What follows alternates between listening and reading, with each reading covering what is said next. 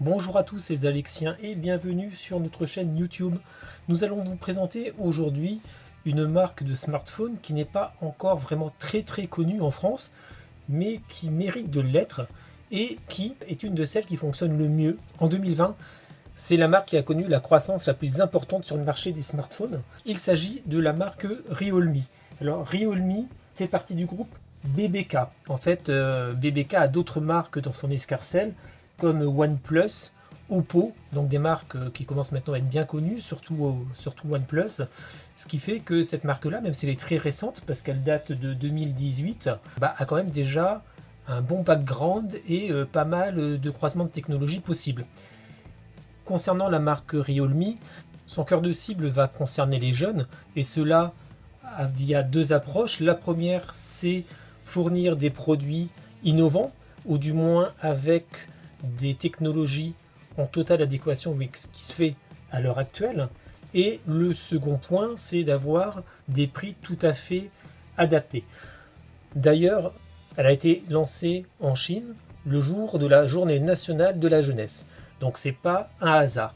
Donc quand on parle de prix accessibles, nous allons nous intéresser au Realme 7, qui est un téléphone de milieu de gamme de cette marque.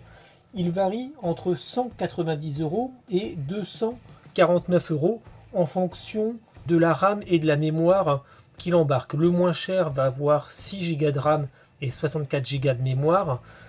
Le plus cher, 8 Go de RAM et 128 Go de mémoire, qui sont bien sûr extensibles. C'est un téléphone qui a un design relativement standard. Il fait 16,2 cm de hauteur sur 7,5 cm de largeur et à peine 1 cm d'épaisseur. Il fait à peu près 9,4 mm. Il a donc un écran de 6 pouces et demi, ce qui fait environ 16,5 cm. L'écran en fait est protégé avec un Gorilla Glass 2.5D. C'est ce qui se fait pour les écrans semi-incurvés. La tranche est faite en plastique,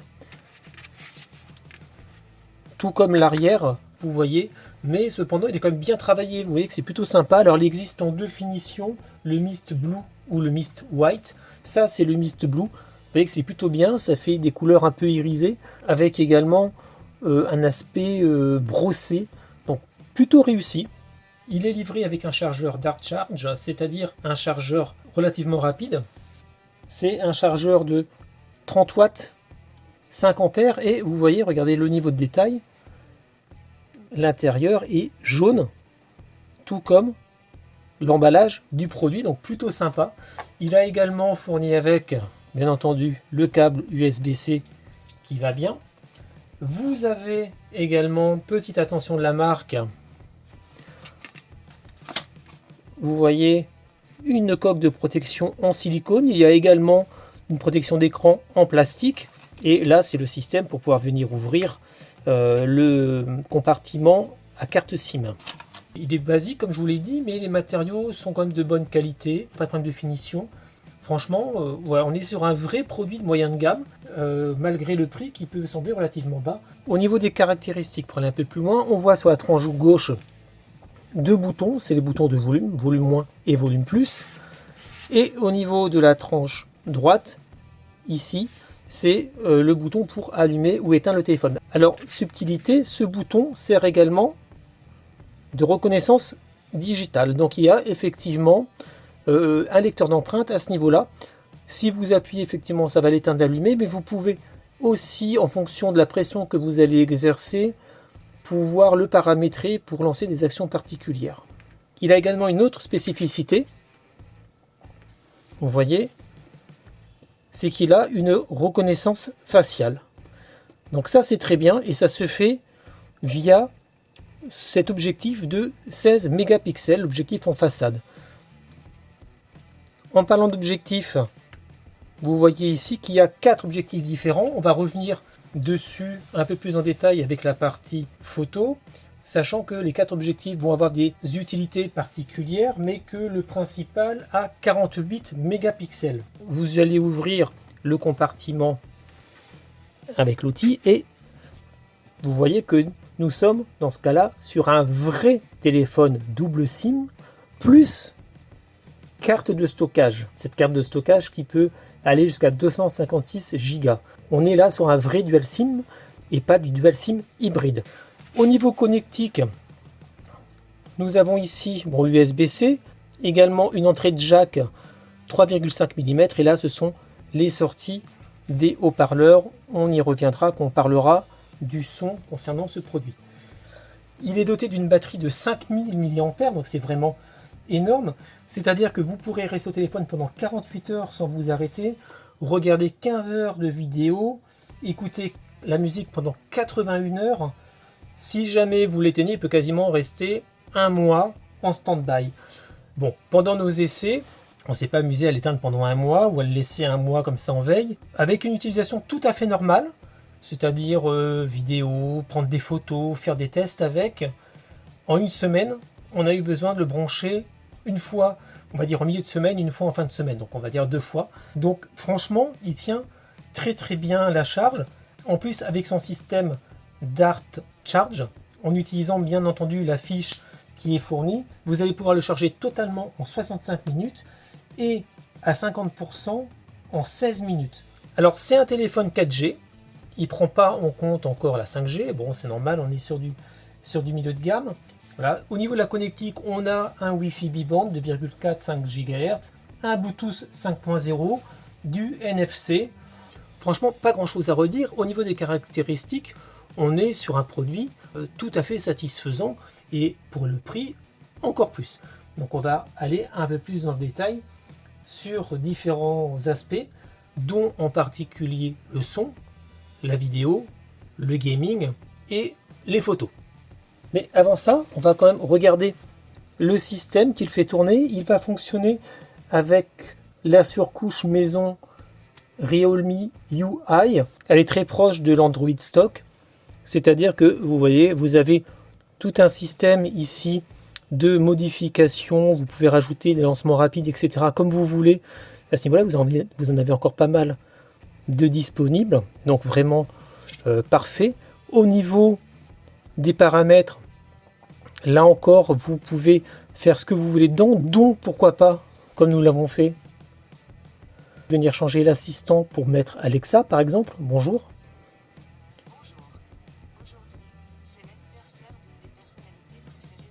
Voilà, donc vous voyez, c'est plutôt bien. Après, on peut venir changer le type de rotation, quelques effets sympas. Vous allez là, vous avez accès à toutes les applications. Donc vous voyez que c'est quand même relativement homogène. Il n'y a pas grand chose à redire à ce niveau-là. Et puis quelques essais qu'on a pu faire de photos. Donc cette surcouche Realme UI est plutôt bien. Si vous êtes habitué à des téléphones comme les Xiaomi ou les Honor, c'est quand même très proche de ce qu'on peut retrouver avec la surcouche de ces mêmes produits également. Donc vous allez être en terrain connu. Et ce sont des types de surcouches auxquelles on s'adapte très très vite. Donc franchement, j'ai trouvé pas mal. Il n'y a pas grand chose à dire dessus. Elle est évolutive. Il y a souvent des mises à jour. Donc vraiment bien. Pour commencer, intéressons-nous au son de ce Realme 7. Il va prendre en charge tout type de format audio, allant de AAC au MP3, l'OGG, mais aussi des formats lossless comme le FLAC, quelques waves, etc. C'est-à-dire que vous allez pouvoir écouter de la musique en Ultra HD avec ce téléphone. La preuve en est, ces morceaux-là, vous voyez que sur Amazon Music, vous a marqué Ultra HD. Ça veut dire que c'est bien pris en charge par les codecs inclus dans le téléphone. Donc à ce niveau-là, pour un produit à ce prix, c'est quand même assez intéressant. Au niveau des codecs Bluetooth audio associés, parce que ça aussi, il faut quand même faire attention, vous avez là encore la prise en compte des fichiers lossless comme le FDSC, l'APX HD, puis également plus standard comme l'AAC ou l'APX basique. Donc vous voyez qu'il n'a rien à envier à d'autres marques ou à des produits bien plus chers. Alors il n'y a pas d'écouteurs fournis avec ce téléphone, contrairement à d'autres marques. Il faut vraiment l'écouter avec un casque ou avec des écouteurs, parce que regardez, si vous essayez de faire de l'écoute standard, regardez ce que ça donne.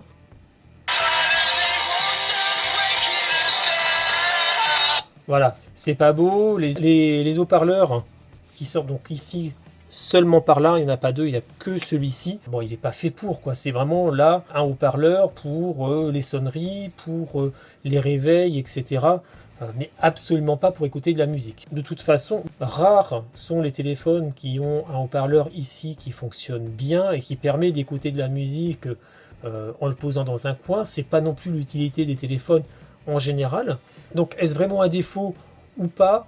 J'en suis pas sûr. Cependant, sachez que si vous vouliez vous en servir comme ça, laissez tomber. C'est pas fait pour.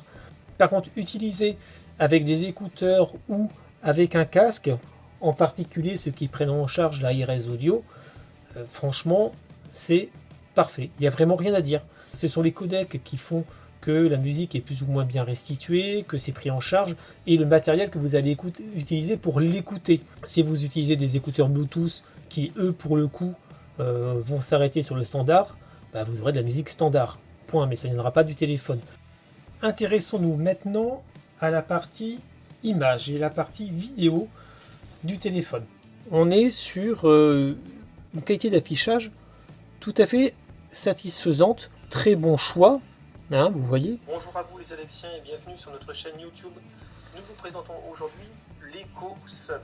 Donc tout le monde en a entendu parler. Donc peu d'un moment, ça fonctionne. Par contre, ça serait bien. La restitution est plutôt bonne. Alors on va revenir dessus parce qu'il y a quelques petites pondération à faire, mais la marque est partie sur un écran LCD, sachant qu'elle l'a cadencé à 50% de plus qu'un écran LCD standard parce qu'il a une fréquence de 90 Hz. C'est également un ratio de 29e, soit un Full HD+. Par contre, là où on peut trouver à redire sur la restitution, c'est en particulier quand vous allez regarder des vidéos et tout ce qui va être assez sombre. Le LCD, malgré les 90 Hz au niveau du rafraîchissement, ne permettent pas d'avoir concrètement une gestion des couleurs sombres et puis surtout ne permettent pas d'avoir vraiment des contrastes dans ce type de gamme de couleurs qui sont au même niveau que les écrans plus chers comme les OLED, etc. Vous pouvez aussi constater, alors ça dépend aussi beaucoup de la vidéo, mais souvent dans les dégradés de couleurs, vous savez quand vous passez par exemple d'un bleu foncé presque noir à un bleu clair, on va voir des bandes qui vont apparaître, des bandes correspondant chacune en gros à une couleur, ce qui fait pas très joli. Ça dépend beaucoup de la vidéo que vous regardez, mais ceci dit, j'ai trouvé qu'avec ce téléphone-là, ça se voit un peu plus que sur d'autres types d'écrans. Malgré tout, au final, ces prestations sont quand même tout à fait satisfaisantes. Je vais vous mettre un petit exemple vidéo et vous allez voir ce que ça donne.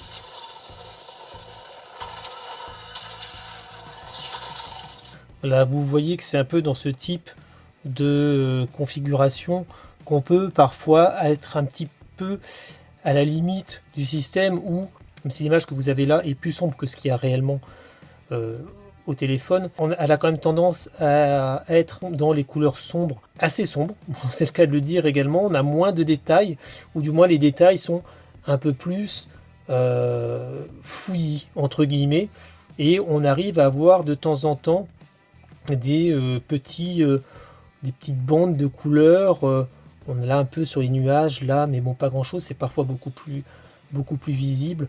Voilà, c'est là, comme je vous le disais, où on arrive un petit peu à la limite de l'écran, même si on n'est pas effectivement sur une qualité avec du 120 Hz en taux de rafraîchissement, etc. Et en forêt, c'est logique et c'est quand même tout à fait satisfaisant, en plus au regard du prix. Il y a des téléphones plus chers qui ne font pas forcément mieux, voire même moins bien. On va parler maintenant de la partie gaming, parce que comme annoncé tout à l'heure, le cœur de cible de cette marque reste les jeunes et d'une manière générale les personnes qui ont tendance à passer pas mal de temps sur téléphone, soit à écouter de la musique, soit à jouer. Et là, c'est le cas avec ce téléphone parce qu'il a été, dès le début, étudié pour pouvoir se comporter de façon tout à fait satisfaisante avec les jeux actuels. C'est le tout premier téléphone qui a été équipé du nouveau processeur de la marque Mediatek, le Helio G95, qui est dédié. Ça reste un processeur de milieu de gamme, mais avec des spécifications qui sont relativement intéressantes. C'est un octa-core, il a 2 cœurs de 2,05 GHz et 6 autres de 2 GHz qui permettent en fait d'intégrer un processeur graphique, un Mali, de 900 MHz. Donc vous avez quand même quelque chose qui est plutôt pas mal du tout. Il y a en plus un système de refroidissement en fibre de carbone qui vient refroidir le G95. Au niveau de la réponse tactile, parce que c'est là que c'est intéressant pour le gaming, on est à 120 Hz. Donc c'est mieux que ce qu'on peut trouver sur certains téléphones. C'est moins bien que ce qu'on a sur certains haut de gamme qui sont dans les 200 Hz. A noter également qu'avec son écran en 29e, vous avez aussi une vision périphérique qui est plutôt pas mal. Donc on l'a fait tourner sur plusieurs jeux comme Call of Duty Mobile Edition ou Asphalt 9 par exemple, des jeux qui demandent un processeur un petit peu péchu, un petit peu de vitesse également. Et pour le coup c'est plutôt pas mal. Alors attention, on peut constater de temps en temps des petits micro-freeze, mais vraiment très très légers. Et là c'est plutôt dû au fait que vous avez des activités qui tournent en arrière-plan. Après effectivement pour les jeux de tir où il faut vraiment être très très rapide et appuyer sur les boutons, les 120 Hz sont le minimum à avoir au niveau de la réponse tactile. Mais c'est tout à fait jouable également et en tout cas bien mieux que la plupart des téléphones moyenne gamme à l'heure actuelle. Donc écoutez, si vous voulez on peut faire un petit essai.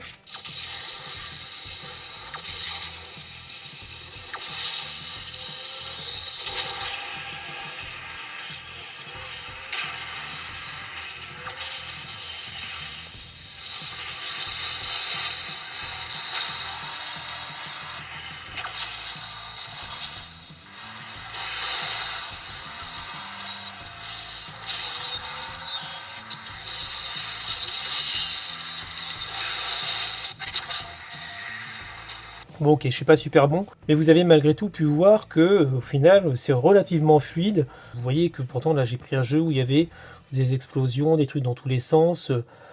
Ça gère bien, ça gère très très bien. Donc là pour le gaming, vous pouvez vous faire plaisir sans aucun problème. Donc là, un point fort également pour le téléphone à ce niveau-là. Parlons maintenant de la photo et de la vidéo.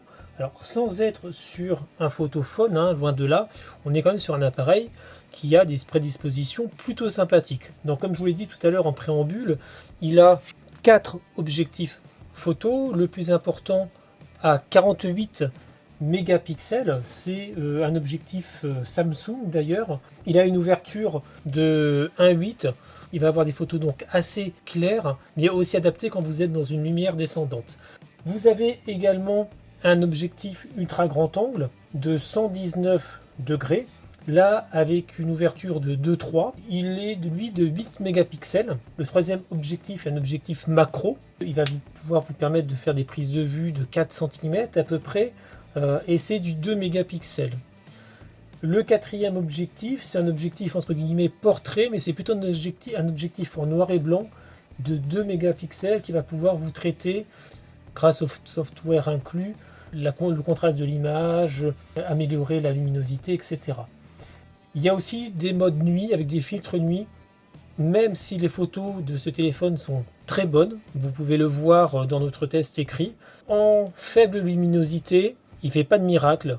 On est comme sur tous les autres téléphones, ou la plupart en tout cas, sur des images qui ont pas mal de bruit, etc. Par contre, dès que vous allez commencer à prendre la photo en mode nuit, ça s'améliore quand même grandement, mais on ne peut pas faire de miracle non plus. En 48 mégapixels également. En fait, ce qui est plutôt bien et à mettre en avant, c'est vraiment le software de traitement de l'image après, qui est vraiment plutôt bien fait et qui arrive vraiment à faire de très très bonnes restitutions. Par contre, si vraiment vous êtes dans de la pénombre ou voilà quelque chose où vous n'arrivez pas à fixer suffisamment de lumière, là même le logiciel va plutôt vous rendre une photo qui ressemble plus à une aquarelle qu'à une vraie photo. Donc là vous voyez, je suis en optique tout à fait normale. Si je passe dans le 48 mégapixels, bon tout de suite on a une prise de vue beaucoup plus large. Mais vous voyez que par contre cette 48 mégapixels ne prend pas en compte le zoom, ce qui est un peu dommage. Ensuite au niveau des photos, vous voyez, vous pouvez venir varier avec l'ultra grand angle que vous avez ici, ou au contraire, donc là le x1, le x2, et même le x5. Et ça reste relativement net dès qu'on a suffisamment de luminosité. On peut même monter jusqu'à 10, vous voyez. Donc vraiment, vraiment bien. Vous avez la HDR également ici, vous voyez.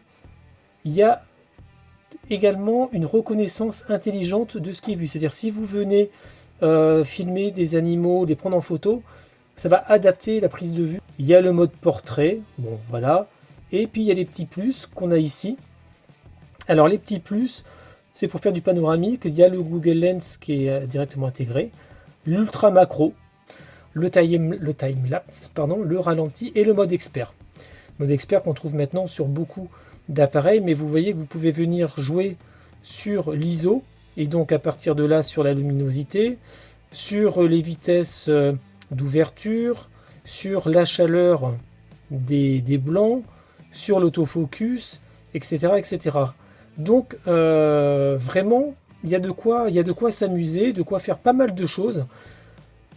Vous avez également le mode nuit, dont je vous ai parlé tout à l'heure, qui est plus adapté quand même à un mode, à des prises de vue dans la pénombre, mais qui ne fait pas de miracle non plus, même si vous pouvez malgré tout, vous voyez ici, venir choisir la durée d'ouverture. Donc là, il y a 3 secondes par défaut, vous pouvez l'ouvrir jusqu'à 10 secondes. Le système de traitement qui est derrière va venir, même si vous bougez, remettre la photo bien comme il faut et elle ne sera pas floue. Mais j'ai été vraiment bluffé. D'une manière générale, j'étais très impressionné par la qualité des photos qui sont faites, même certaines dans des conditions de luminosité un peu faibles, même si je vous rappelle, ça ne fait pas de miracle. Clairement, c'est là où vous allez pouvoir rencontrer dans la pénombre des problèmes peut-être avec le téléphone, mais à ce moment-là, jouez avec l'option nuit, jouez également avec le mode expert. Au niveau des vidéos, on va être sur du MP4 en termes de sortie, sachant que l'appareil peut filmer en 4K à 30 images par seconde ou en 1080p à 60 images par seconde. Au niveau des formats vidéo également pris en charge, même si ça revient un petit peu tout à l'heure à la lecture vidéo dont on parlait, mais ça va prendre tout type de formats vidéo qui vont du AVI, MPK, du 3GP, MKV, bref, ça prend tout ce qui existe également à ce niveau-là. Intéressant également de mettre en avant le fait que le téléphone va vous permettre de faire des ralentis. Des ralentis plutôt pas mal parce que vous pouvez en 1080p aller jusqu'à 120 images par seconde et voire même 240 images par seconde en 720p. Donc là je vous mets juste après un exemple et vous voyez que c'est plutôt sympa.